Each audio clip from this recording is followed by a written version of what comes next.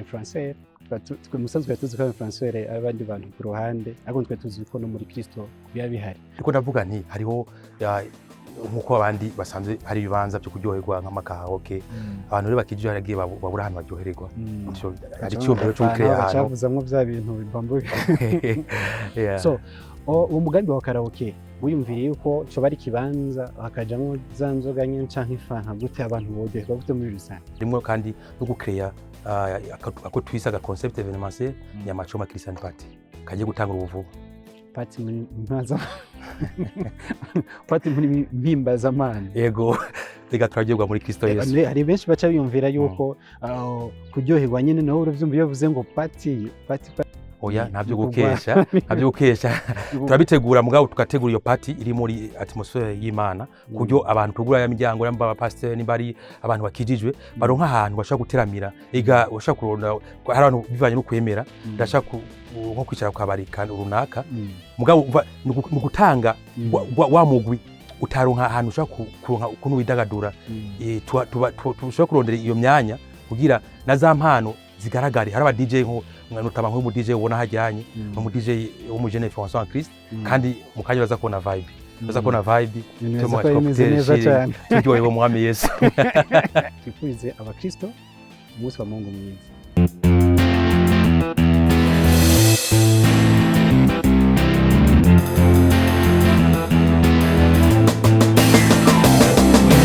Yes, bakunze open mic.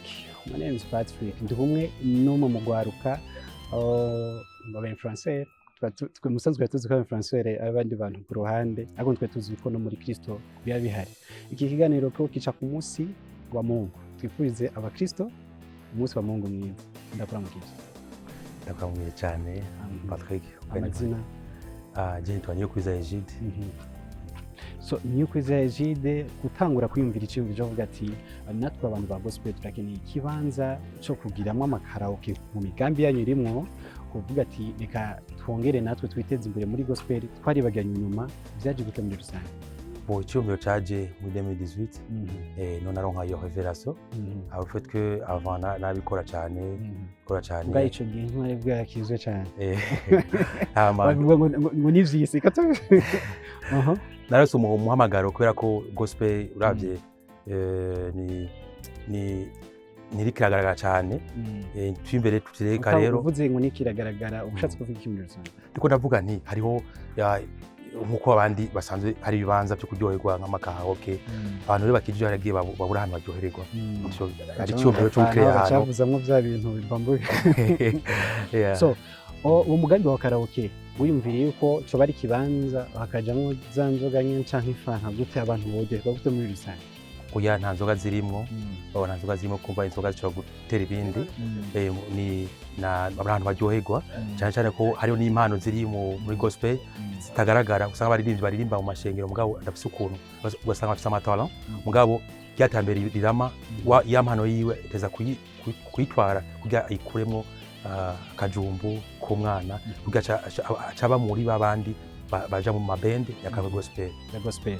Turafuye mu karaoke tugiye mu cyo influenceurs hoho guti cyo kintu ego ariko influenceurs bwiza nabubi muga vyose ni ikintu kimwe mwoho guti twebwe les jeunes influenceurs en Christ kubera ko uri kuri influencer muri Kristo utanga inkuru nziza ya Yesu hama ya nkuru nziza ya Yesu ikahamagarira urwaruka kuviza kwitamberirama ego utegura niki mwagize cyo tuma baza ari benshi cyane kuri Kristo.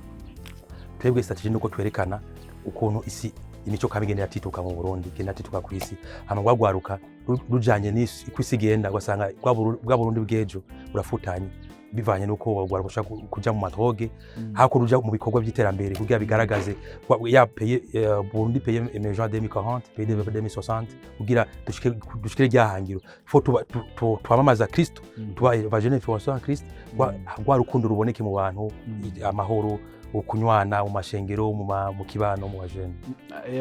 Murahagarikiye cyane kwisengero muri abanyesengero bose basenga hamwe canke muri abajene bafatiye kuki turabajene ntituje mu mutima w'ishengero mugabo tugurura imiryango abajene batandukanye mu mashengero atandukanye hari ikintu uba wibuka kera cyabaye ugitegura ibiteramo bya sekira no musi mu bya Himbazamana gospel coba cyarabaye uravuga ati ndifuza kuva muri ino image nje muri ino image shashe kugira ngo urwaruka ruko rurapotera ruca kure cyane ushobore kuzikuma. Mu bisanzwe iyo turi ku isi hajye umuntu wese afise Imana misi yamushireho ku isi ya misi rero ko misi igenda Imana ashaka kugenda iragukoresha bati muri uyu mwanya nkeneye mu rugero kuri misi ko umuntu wese afise icyo gituma ari ku isi. So ndashima rero ko bitatwe Imana ibona ko miso yo gukoreramwo ubunyene ari imiso kandi ndabyishimiye cyane. Ikintu nyamukuru no munsi mwaziye ko cyo kugerageza abanditsi n'abamesha makuru cari kimwe rusange.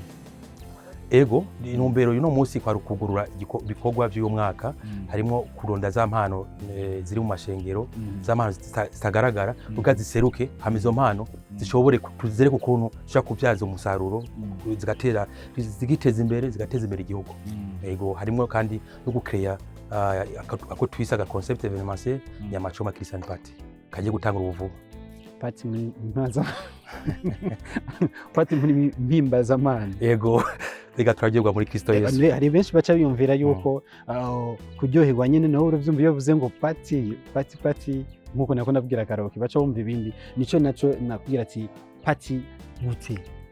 Eske birashoboka ko ushobora kuja muri party ari fana gusha mu gitondo buca canke oya ntabyo gukesha turabitegura mugabo tugategura iyo party iri muri atmosphere y'Imana kuryo abantu tugura ya miryango yamba abapasteur nimbari abantu bakijijwe baronka ahantu bashaka guteramira ega bashaka kuronda hari abantu bivanye no kwemera ndashaka nko kwicara ku kabari kandi runaka mugabo mu gutanga wa mugwi utaronka ahantu ushaka kuronka ukuntu widagadura tushaka kurondera iyo myanya kugira na za mpano zigaragari hari aba DJ nutama nk'umu DJ ubona hajyanye mu DJ wo mu Jeunes Influenceurs Christ kandi mukanya baza kubona vibe turyohererwa mwami Yesu mugani uraho ngo ni adoration rwanje ibana nico ikintu wabwira aba urwaruka cyane muri kino gihe ubona ko bari mu bihe bibi ibitari byiza cyane by'ubuzima canke ibindi bitahe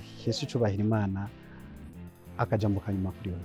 Pochiro bwiro urwaruka ni kubera ko ngo d'abord gutahure mission yabwo kwisi y'Imana hama atarayimenya naho abandanya asenga kuko Imana izo muha revelation naje kugira ndo revelation narasenze amanda no revelation ego kandi naho nyene ntaducishije ko kare mwari kumwe kuko ndabivuga wari utegura ibiteramo Igitega by'aba ego nategura ibiteramo byinshi nafise n'ubare amabwate Karaoké mugabo ubuntu numva umuhamagaro uko Kristo Yesu ari we aganje muri jewe kari we niwe ari karankoresha. So ikiganiro ni open mic ndagushimire cyane. Ego ndabashimiye cyane namwe. Ndabifuza nibikorwa byiza mubandanye mukomera cyane muri. Ego murakoze cyane ntera n'intege urwaruka ko gutahura iciyumviro nk'iki kubera ko tuko turaraba Burundi bw'ejo tuko tuba urwaruka rwiyubatse urwaruka rwiyubatse kuraba mbega ndiko nditwara ubunyene eske nzoshika Burundi bw'ejo eske uko ndiko nditwara eske nzoshika ihangiro gira umuryango ngira abana ngiri shoye guteza imbere igihugu shoye kubona ati ndinga mu gihugu arico namariye igihugu cyari arico namariye isi arico namariye East Africa donc tuze tuyumvira tuze turarimbura how umunsi ku munsi cyo twari mbega ivyo ndimo ubu eske iyo ndiko ndaja eske ejo hanje bimeze gute hameze gute muri rusange nuko bimeze. Ndagushimire cyane. Ndabashimiye cyane. Asante sana. Asante sana nawe.